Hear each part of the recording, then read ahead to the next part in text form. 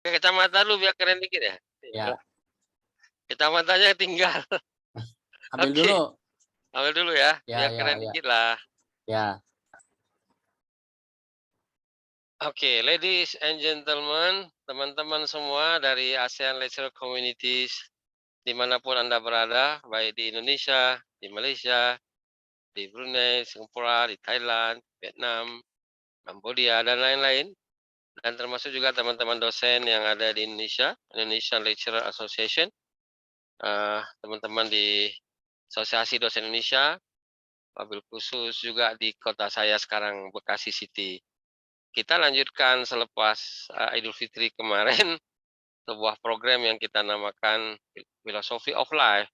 Tentu saja versi saya yang bicara. Kali ini kita akan membedah 3 judul terkait dengan Abuddha.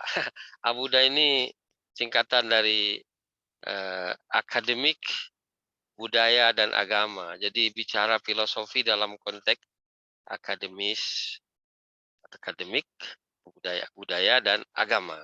Supaya saya tidak terlihat terlalu Meksikosian sangat, jadi saya tutup saja kameranya untuk kita fokus kepada what I will to share. Oke, teman-teman semua, terkait dengan tema Abuddha ini, akademik budaya agama ini, saya ingin sharing ya tentang baru-baru ini kita diramaikan oleh berita atau oleh satu apa namanya isu yang sangat ramai tentang pemerintah bekerja sama, namanya pemerintah Kementerian Agama dengan Dewan Masjid Indonesia akan mengatur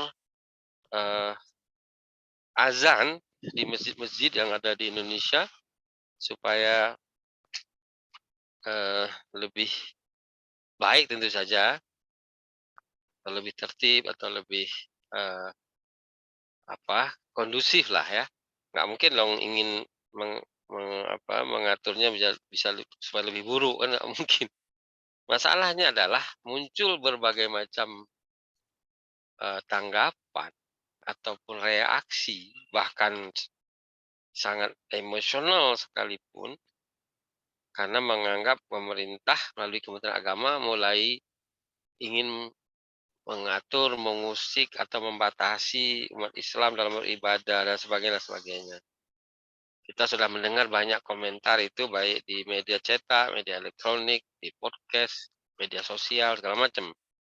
Nah, saya kebenaran sebagai salah seorang Muslim dan juga seorang academician ingin tentu saja sharing, tentu saja eh, saya bukan pakar segalanya, tapi sebagai Muslim yang tahu apa itu azan, sebagai dosen yang tahu sisi akademik, dan juga sebagai orang yang berbudaya, tentu ingin memberikan perspektif pandangan yang boleh jadi benar seluruhnya, setidaknya oleh yang paham tentang kebenaran yang versi saya, bisa jadi sebahagiannya salah. Maksud salah itu dari perspektif orang yang memandang itu tidak benar. Dan boleh jadi juga ada yang kemudian mengapa ya, mengklaim sesuatu tentang pandangan saya ini secara negatif atau sebaliknya mungkin malah positif. Tentu saja ini sangat bergantung dari uh, ya kata orang seberapa jauh kita berjalan, seberapa banyak kita mengetahui, seberapa jauh kita membaca, seberapa tinggi pengetahuan dan pengalaman yang saya kira semua bersifat relatif ya, baik saya sendiri maupun teman-teman yang mendengarkan ini. Nah, dalam kaitan dengan azan ini, kita perlu membahas dulu terkait soal ruang privat atau ruang private dan ruang publik, ya. Sebagaimana kita ketahui, kalau kita di rumah kita sendiri, itu disebut ruang privat, karena itu adalah otoritas dari keluarga kita saja. Kalau kita bicara masjid, itu ruang privat untuk kita beragama Islam. Nah, kalau kita keluar rumah dalam konteks bertetangga, satu RT, satu RW, itu sudah ruang publik. Nah, bukan lagi ruang privat yang ada dalam rumah kita tadi. Nah, ketika kita bicara azan, azan ini kan definisinya kan suatu sarana yang berasal dari suara manusia dengan melafalkan sejumlah kalimat yang berisinya pengagungan kepada Tuhan, kepada Allah Subhanahu wa taala, kepada Nabi Muhammad SAW yang dipakai untuk menginformasikan kepada publik, pada umat Islam khususnya, bahwa sudah masuk waktu sholat wajib.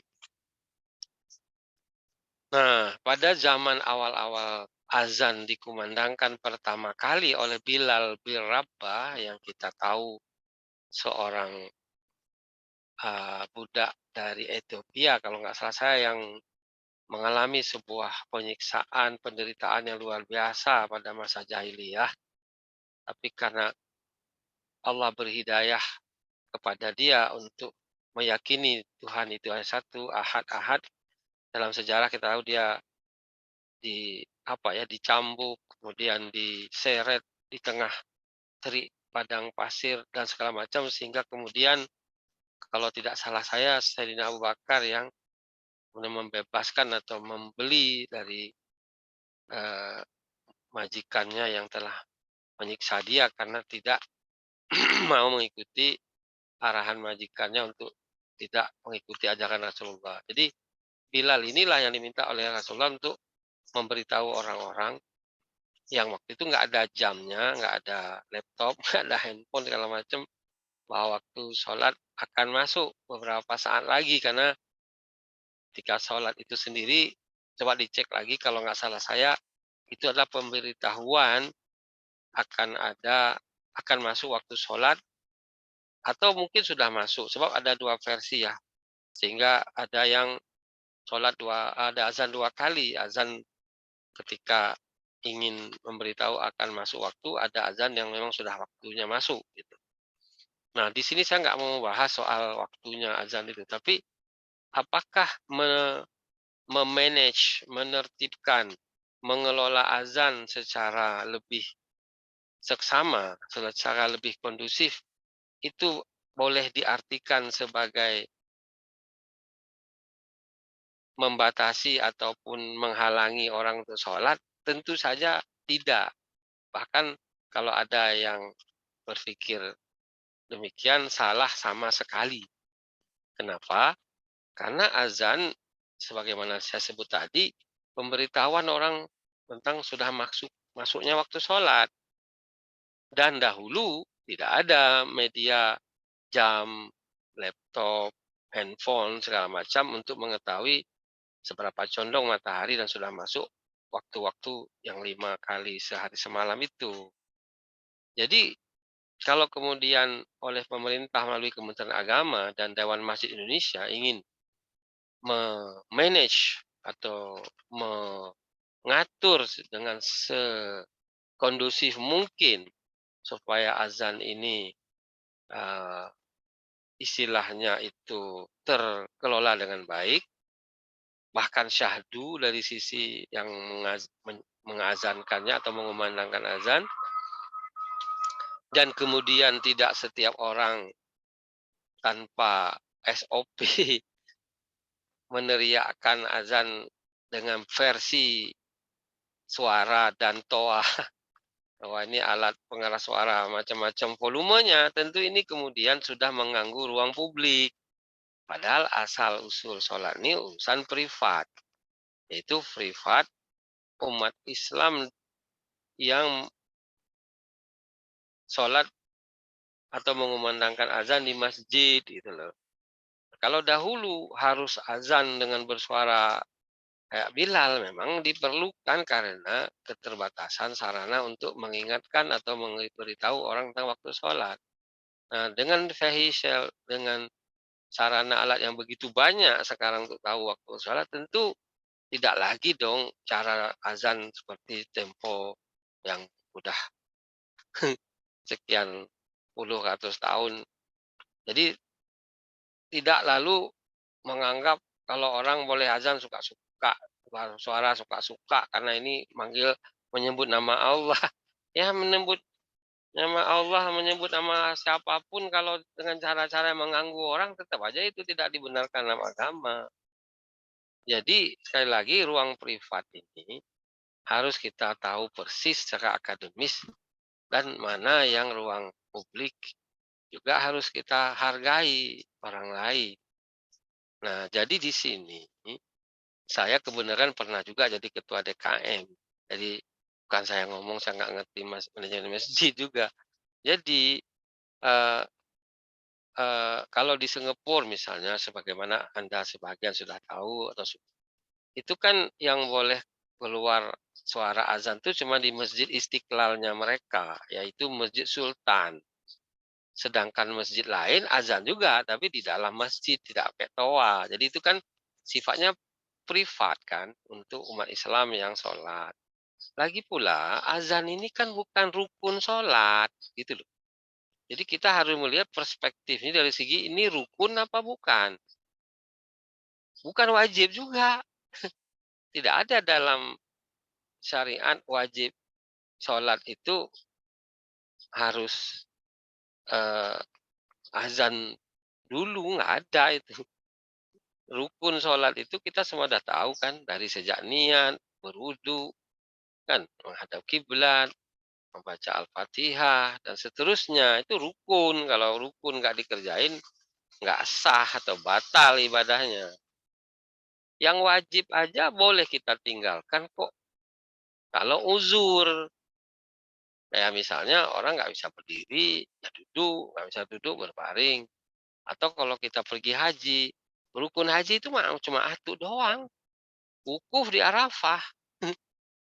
Jadi berapapun kita berada di Mekah 1.000 hari pada musim haji, tapi nggak pernah wukuf di Arafah pada hari-hari yang sudah ditentukan itu, 9, 10 Zulhijjah itu nggak ada hajinya. Makanya semua orang-orang sakit pergi haji baik di rumah sakit manapun di Mekah, di Jeddah, semua dibawa lari ke Arafah untuk pada masa wukuf karena itu rukun.